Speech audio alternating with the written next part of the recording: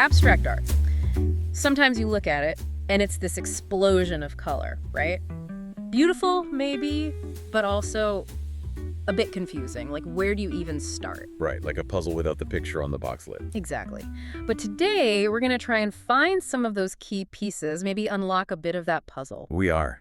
We're doing a deep dive into one specific piece, Wassily Kandinsky's Composition VII. It's from 1913. Kandinsky, okay. And this painting, it's really seen as a major high point in his early move towards pure abstraction. Now, look, whether you're deep into art history or just kind of curious, hopefully this will be for you. We're not planning on getting bogged down in jargon. No, not at all. The idea is to explore the story behind this painting. You know, the history, how he made it, the world it came out of. Yeah, make it engaging, maybe find some of those aha moments without it feeling like a lecture. Composition VII is a big one for his early abstract phase, isn't it? It absolutely is. And to help us figure it out, we've looked at exhibition catalogs. Kandinsky's own writings on the spiritual in art is key. Oh, right. He wrote about his theories, too. He did. Plus, we've got analyses from art historians and some really interesting stuff about his working process. Okay, let's start with Kandinsky himself. He's a huge name, even if you're just sort of vaguely aware of modern art. A pioneer of abstract painting, early 20th century. Definitely a key figure. And it tells you something, I think, that out of hundreds of paintings, he only called 10 of them composition. Just 10, between 1910 and 1939. Wow. Okay, so that title really meant something specific to him. It really did. He saw these compositions as his most important works. They were where he tackled the really big challenges, philosophical ideas, complex forms, even hidden meanings.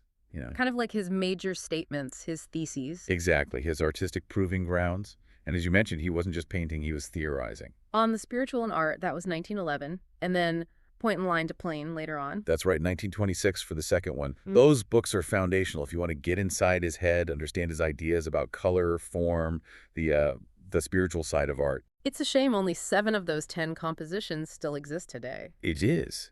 But the ones that do survive are often shown with his preliminary studies. And that's fascinating because it shows how incredibly systematic he could be. So not just like splashing paint around in a moment of inspiration. Well, there was inspiration, but also a lot of planning. These sketches, watercolors, oil studies, they reveal this really methodical process of exploration before he got to the final canvas. Right. Let's focus in on Composition VII, 1913, Munich. What was Munich like then, artistically speaking? What was in the air? Munich in 1913 was a real hub, very vibrant. And this is exactly when Kandinsky's own style, his abstract language, really solidified and, you could say, reached a peak for that period. He was finding his voice. And what was feeding into that? What were the influences swirling around? Well, there was the local style, Munich Jugendstil. That's like the German Art Nouveau, lots of flowing lines, decorative elements. Okay, I can picture that. Then there was symbolism from France, Germany, Russia, too. Symbolists were less about painting reality and more about inner feelings, spiritual ideas. And you mentioned other things, too. Theosophy, occultism. That sounds a bit more out there. It was definitely part of the intellectual climate. People were exploring spiritual ideas outside traditional religion, looking for deeper meanings, connections between art and the unseen. And crucially, for Kandinsky, there was music. Ah, yes, the music connection always comes up with Kandinsky. How did that play in? Well, think about it. Music makes you feel things, right? Deeply. But it doesn't usually show you a picture of something specific. Yeah, totally. It bypasses the visual representation. Exactly. And Kandinsky wanted his painting to do the same thing. He aimed for his colors and forms to directly trigger those kinds of emotional, even spiritual responses in the viewer, like visual music. Creating a feeling directly with paint? No objects needed. Wow. It's a powerful idea. He wanted that direct line to your soul, you could say. So Composition VII gets called this tours de force, a colorful symphony. If you had to describe it, what makes it stand out technically? It's just incredibly rich. The way he handles space, the dynamic forms, the intense color relationships is all highly developed. And beneath the surface, there's this layer of, iconography, symbols. Hidden symbols. Okay, tell me more. Well, maybe hidden isn't quite right. Veiled is a word he used. You see these fragmented images, shapes that hint at things, but they're in these skewed, almost dreamlike spaces. It gives you this feeling of multiple meanings happening at once. So it's not a clear narrative, more suggestive. Precisely. And in those first 7 compositions, He often started with links to real objects, but they get dissolved, transformed by the abstract forms and colors. The focus becomes the painting itself, its own visual reality. Right, it's self-referential in a way. Exactly, which connects to his big idea of inner necessity. Okay, inner necessity. Let's unpack that. What did he mean? It's this core belief that the true artist creates because they have to. It's an internal drive, a spiritual or emotional force pushing outwards. The art becomes the expression of that inner world, that need. So the shapes and colors aren't chosen randomly. They're dictated by this inner feeling. That's the idea. He felt compelled to use certain forms, certain colors, because they resonated with that inner state. And color for him was just fundamental to this. His color theory, yeah. He really believed different colors had specific emotional frequencies almost. Absolutely. He thought about it deeply, wrote about it. How blues feel spiritual and calming, yellows feel earthly and aggressive, reds feel energetic. He saw color as this universal language that could speak directly to the emotions, to the soul. Okay, let's widen the lens again, the social context. What was the art scene like in Munich beyond just influences? Who was he interacting with? Well, he was quite active. Early on, he helped found an artist group called Phalanx. He was connected to key figures in Jugendstil and symbolism, exhibiting work, exchanging ideas. It was a collaborative, buzzing environment. And his own art journey. He didn't just jump straight into total abstraction, right? What came before? No, definitely not. His earlier work, especially from his Russian roots, often showed more literal things. Russian fairy tales, knights on horseback, walled cities with onion domes. Oh, okay. Very influenced by the decorative patterns of Jugendstil, and also a Russian group called World of Art. You see flatter perspectives, bold outlines, that kind of thing. So how did he get from those fairy tale scenes to Composition VII? Was there a specific trigger? One story he often told was about visiting a traditional Russian peasant's house, an izba. He said it was so intensely decorated with folk art everywhere you looked that the actual objects seemed to disappear. Wow. Yeah, he was just overwhelmed by the pure color and form.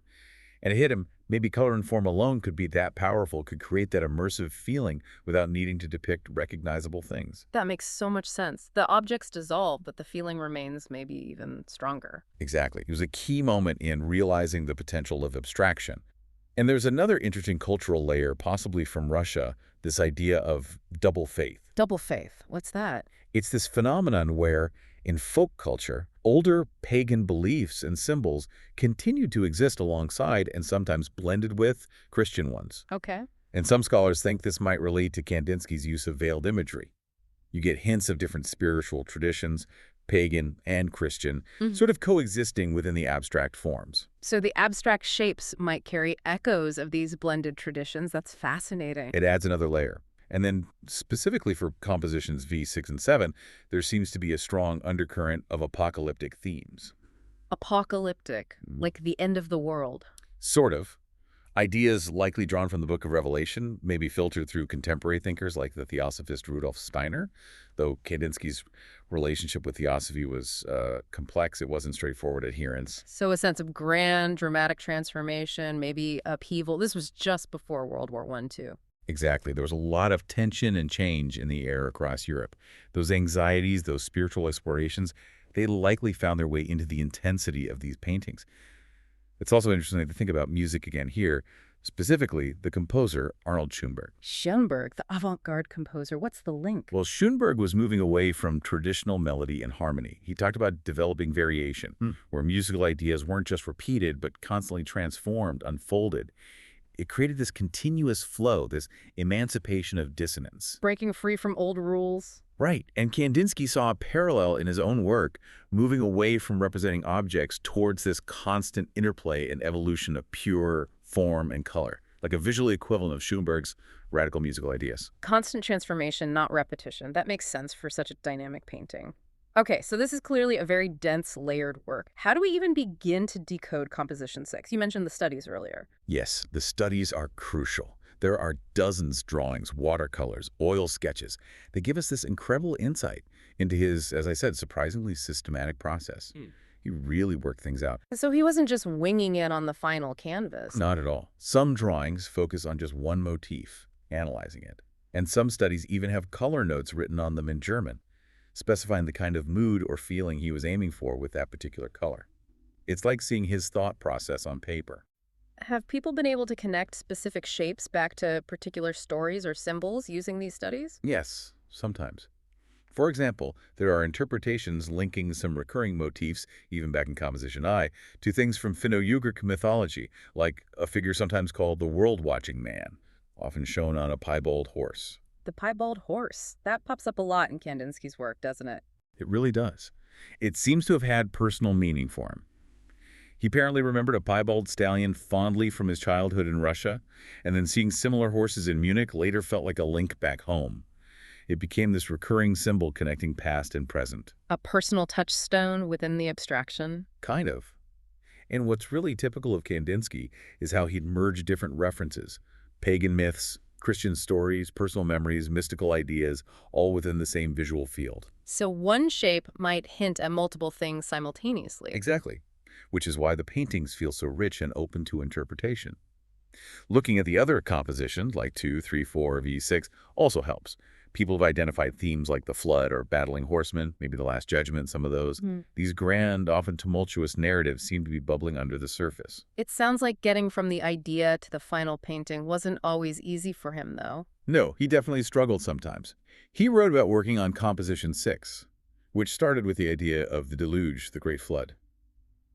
He said he got stuck trying too hard to depict the physical event before managing to break through to the underlying spiritual essence he was after. A battle between representation and abstraction, even for him. It seems so, as a process of discovery. So, focusing back on the studies for Composition VI itself, what specific motifs do we see him working with?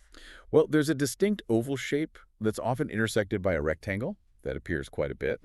Also, forms that look like boats, seen from different angles, and these dynamic, almost exploding trumpet-like shapes. Trumpets, like biblical trumpets. That's one interpretation. Some scholars connect them to images of angels blowing trumpets in Russian folk prints called lubki, or maybe German Bible illustrations. Again, that blend of sources. Okay. And interestingly, in the lower right area of some studies, there's evidence of a motif identified as a garden of love, a potentially calmer, more harmonious element. Ah, so maybe a counterpoint to all the energy and chaos elsewhere in the painting, like a pocket of peace. Possibly, yeah.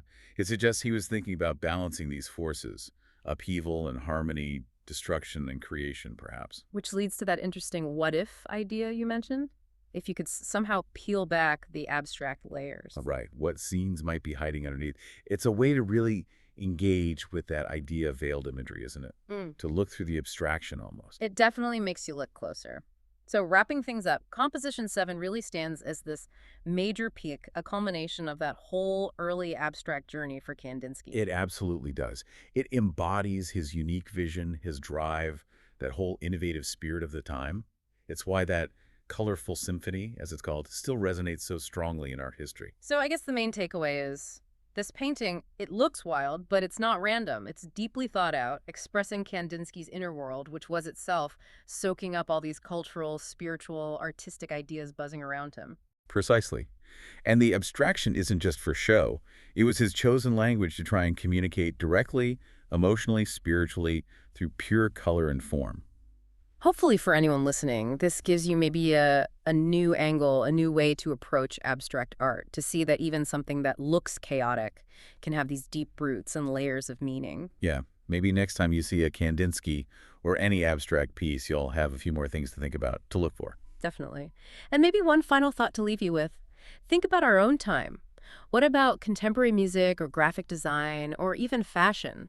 Could those be seen as abstract expressions of our culture, our anxieties or hopes? What inner necessities might be shaping the forms and colors we see around us today? That's a great question to ponder. What's the abstract language of now?